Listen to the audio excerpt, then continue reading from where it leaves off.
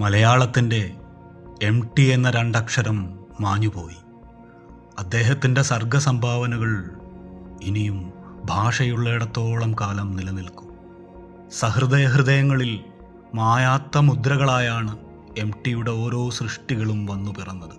എന്തെഴുതിയാലും ചലച്ചിത്രമാക്കിയാലും അവ വാഗ്മയങ്ങളുടെയും ചലനചിത്രങ്ങളുടെയും പുത്തൻ അനുഭവലോകമായി മനസ്സുകളിൽ മുദ്രിതമായി. ഭൗതിക വ്യവഹാരങ്ങളിൽ ഏറ്റവും പുതിയ പ്രവണതകളെപ്പോലും പിന്തുടരുകയും പഠിക്കുകയും ചെയ്യുമ്പോൾ തന്നെ MTയുടെ സൃഷ്ടികൾ ഹൃദയങ്ങളോടാണ് സംവദിച്ചത്. അത്രമാത്രം ആരാധക ലോകം അദ്ദേഹത്തെ സ്വന്തമാക്കിയത് ജീവിതത്തിൻ്റെ നേർക്കുനേർ ചിത്രങ്ങളിലൂടെ തിരിച്ചറിഞ്ഞും അടുത്തുമാണ്.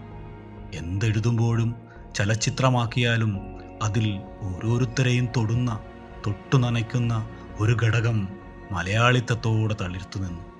MTയുടെ ഭാഷാശൈലിയോടും എഴുത്തിലെ തെളിമയോടും അത്ര വേഗം മലയാളി മനസ്സിന് വേർപെടാനാവില്ല. MT വിട പറയുമ്പോഴും അദ്ദേഹത്തിൻ്റെ എഴുത്തുകൾ മലയാളത്തിനുമേൽ അത്രയും തെഴുത്തു പടർന്നതാണ്. ഈ വേർപാടിൽ ഇത്രയും പേർ കണ്ണീർ വാർക്കുന്നത് അതിനാലാണ്. അതിൻ്റെ പച്ച എന്നും ഭാഷാഹൃദയത്തിൽ നിലനിൽക്കുക തന്നെ ചെയ്യും.